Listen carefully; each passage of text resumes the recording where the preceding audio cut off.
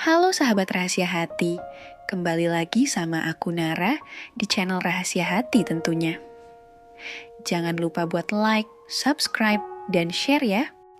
Nah, sekarang Nara akan melanjutkan kisah dengan judul 5 tahun ditipu, aku ternyata hanya selingkuhan suamiku sendiri. Yuk simak ceritanya sampai selesai. Rangga duduk di ruang kerja dengan wajah penuh kepanikan. Kata-kata indah masih terngiang di telinganya. Aku akan menggugat cerai, dan aku akan pastikan kamu kehilangan segalanya. Ia tidak pernah membayangkan bahwa kebohongannya akan terbongkar dengan cara seburuk ini. Selama ini, ia selalu merasa bisa mengendalikan segalanya. Pernikahannya dengan Indah, hubungannya dengan Maya, dan semua kebohongan yang ia ciptakan sendiri. Tapi kini, semuanya runtuh. Maya berdiri di sudut ruangan, menikmati pemandangan itu dengan penuh kepuasan. Ia telah menunggu momen ini selama bertahun-tahun. Momen di mana Rangga merasakan penderitaan yang sama seperti yang pernah ia alami. Indah, tolong dengarkan aku. Rangga berusaha meraih tangan Indah, tetapi wanita itu menepisnya dengan kasar. Tidak ada lagi yang perlu dibicarakan, Rangga. Aku muak dengan semua kebohonganmu. Maya melihat tangan Indah gemetar. Bukan hanya karena marah, tetapi juga karena sakit hati yang mendalam. Ia tahu betapa Indah mencintai Rangga, dan betapa hancurnya ia sekarang. Aku akan pergi dari rumah ini. Aku akan menghubungi pengacaraku besok pagi.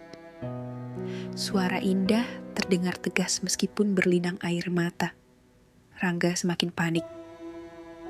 Indah, kita bisa menyelesaikan ini bersama. Aku akan berubah, aku janji. Indah tertawa pahit. Berubah? Setelah semua ini? Setelah bertahun-tahun kamu menghancurkan aku dengan kebohonganmu? Maya melangkah maju, memasang wajah penuh kepedulian. Indah, kalau kamu butuh tempat untuk tinggal sementara, aku ada di sini untukmu. Indah menatap Maya, mengangguk lemah. Terima kasih Maya, aku butuh waktu untuk menjauh dari semua ini. Maya tersenyum dalam hati, semuanya berjalan sesuai rencana. Keesokan harinya, kabar perceraian Indah dan Rangga mulai menyebar. Media sosial dipenuhi dengan spekulasi dan gosip. Beberapa teman dekat mereka mulai bertanya-tanya, dan tidak butuh waktu lama sebelum semuanya menjadi skandal besar. Apa kau dengar? Indah menggugat cerai Rangga karena dia ketahuan selingkuh. Benarkah? Aku selalu mengira mereka pasangan sempurna. Rangga merasa dunia mulai berbalik melawannya. Di kantor, para kolega mulai berbisik-bisik di belakangnya. Beberapa klien mulai mempertanyakan integritasnya, dan bisnisnya mulai terkena dampak. Ia mencoba menghubungi Indah berkali-kali, tetapi semua pesannya diabaikan. Bahkan rekan-rekan bisnisnya mulai menjaga jarak. Rangga tahu, ini lebih dari sekadar perceraian. Ini adalah kehancuran total. Maya memperhatikan semua ini dengan senyum kemenangan. Ini baru permulaan Rangga. 2 minggu kemudian, surat gugatan cerai resmi tiba di tangan Rangga.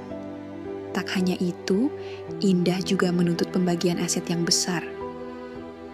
Ini tidak mungkin, aku tidak bisa kehilangan semuanya. Rangga membanting surat itu ke meja, frustrasi. Ia mencoba menemui Indah secara langsung, tetapi wanita itu menolak bertemu dengannya. Bahkan keluarganya mendukung keputusan Indah. Rangga mulai kehilangan kendali. Maya melihatnya dari jauh, menikmati bagaimana pria yang dulu meninggalkannya kini perlahan-lahan hancur. Namun, ini belum selesai. Maya ingin memastikan bahwa Rangga benar-benar jatuh, dan kali ini dia tidak akan bisa bangkit lagi. Malam itu, Rangga duduk sendirian di ruang tamunya yang gelap dan berantakan. Botol-botol minuman berserakan di atas meja. Matanya sembab, wajahnya kusut, dan pikirannya kacau. Hidupnya sudah berantakan. Perusahaannya sedang mengalami krisis. Para klien mulai menarik diri. reputasinya hancur. Dan yang paling parah, Indah benar-benar meninggalkannya. Gugatan cerai sudah berjalan, dan dari informasi yang ia dengar, Indah telah menunjuk pengacara terbaik untuk memastikan dirinya mendapatkan sebagian besar aset mereka. Rangga meraih ponselnya dengan tangan gemetar. Berkali-kali ia mencoba menghubungi Indah, tapi selalu berakhir di voicemail. Ia juga mengirim pesan, tapi tak pernah mendapat balasan. Lalu ia membuka kontak lain, Maya. Sosok wanita yang dulu ia tinggalkan tanpa rasa bersalah. Wanita yang sekarang entah kenapa selalu ada di sekitar Indah, seakan menikmati setiap kehancuran yang ia alami. Dengan napas berat, Rangga menekan tombol panggil. Nada sambung terdengar beberapa kali sebelum akhirnya diangkat. "Halo Rangga." Suara Maya terdengar tenang, bahkan ada nada kemenangan di sana. "Maya, tolong." Suara Rangga terdengar lemah. Maya tersenyum di ujung telepon. "Tolong apa Rangga?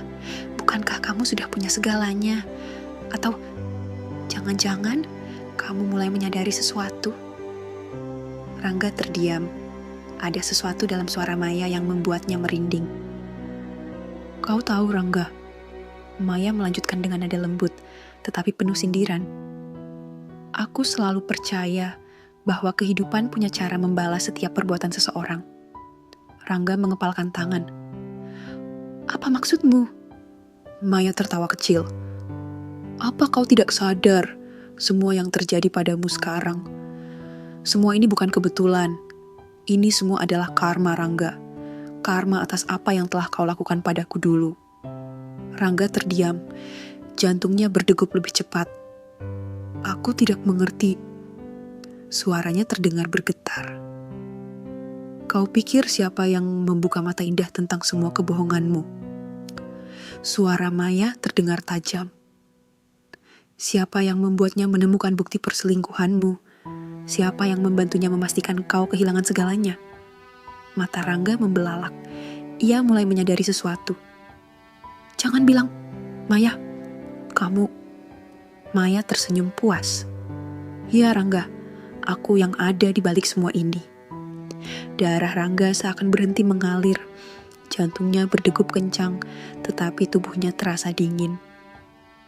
"Kau menghancurkan hidupku dulu. Sekarang, aku pastikan kau merasakan hal yang sama." Rangga tidak bisa menerima kenyataan ini.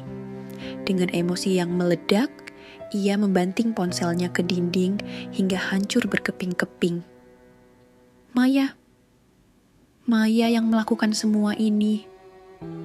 Ia merasa seperti orang bodoh. Selama ini, ia tidak pernah menyangka bahwa Maya masih menyimpan dendam. Ia mengira wanita itu sudah melupakannya. Tapi ternyata Maya telah menyusun rencana ini dengan begitu rapi. Tak lama kemudian, pintu rumahnya diketuk dengan keras. Rangga terlonjak kaget. Dengan langkah gontai, ia berjalan ke arah pintu dan membukanya. Seorang pria berseragam berdiri di hadapannya. "Bapak Rangga." Rangga mengangguk dengan bingung. "Kami dari pihak bank. Kami ingin membicarakan tentang kredit yang belum dibayarkan." Dada Rangga sesak. Ia tahu ini akan terjadi cepat atau lambat. Keuangan perusahaannya sedang kacau, dan sekarang ia berada di ambang kebangkrutan. Dan seolah itu belum cukup, suara lain terdengar dari belakang pria berseragam itu. "Rangga." Rangga menoleh. Indah berdiri di sana dengan ekspresi dingin. Di sampingnya, Maya berdiri dengan wajah penuh kemenangan. "Kamu sudah kehilangan segalanya," kata Indah pelan, tapi menusuk hati Rangga lebih dari apapun. Rangga jatuh berlutut. Air matanya mulai mengalir tanpa bisa ia tahan. Ini semua adalah balasan atas perbuatannya. Dan ia tidak bisa menyalahkan siapapun selain dirinya sendiri. Rangga masih berlutut di depan pintu rumahnya. Kepalanya tertunduk dan dadanya terasa sesak. Air matanya jatuh satu persatu, tetapi tidak ada yang peduli. Tidak Indah, tidak Maya, tidak siapapun. Rumah yang dulu terasa hangat, kini terasa dingin dan kosong. Hidup yang dulu penuh kebanggaan, kini hanya menyisakan kehancuran. Indah menatapnya tanpa ekspresi. Tak ada lagi amarah di wajahnya, hanya rasa muak dan kekecewaan yang mendalam. Aku sudah cukup melihatmu hancur, Rangga, kata Indah pelan, tetapi penuh ketegasan. Kau sudah mendapatkan balasan atas semua perbuatanmu. Rangga mengangkat wajahnya, matanya merah dan sembab. Indah, tolong, beri aku satu kesempatan lagi. Indah menggeleng dengan senyum pahit. Kesempatan? Kamu pikir setelah semua ini, aku masih ingin bersamamu? Rangga terisak. Ia ingin mengatakan sesuatu, tetapi bibirnya terasa keluh. Maya melangkah maju, menatap Rangga dengan tatapan penuh kemenangan. Sekarang kau tahu rasanya dikhianati, Rangga. Sekarang kau tahu rasanya dipermainkan, seperti yang kau lakukan padaku dulu. Rangga menatap Maya, kesadarannya perlahan mulai penuh. Semua ini, semua yang terjadi adalah rencana Maya. Kenapa, Maya? Tanyanya dengan suara bergetar. Kenapa kau melakukan ini padaku? Maya tersenyum kecil. Kenapa? Kau serius bertanya itu? Ia berjongkok, mendekat ke wajah Rangga, lalu berbisik, karena aku ingin kau tahu bahwa karma itu nyata. Seminggu setelah kejadian itu, nama Rangga resmi menjadi aib. Gugatan cerai Indah berjalan cepat, dan dengan pengacara terbaik di sisinya, Indah berhasil mendapatkan sebagian besar aset mereka. Perusahaannya jatuh bangkrut. Semua kliennya pergi. Orang-orang yang dulu mengaguminya kini mencibirnya.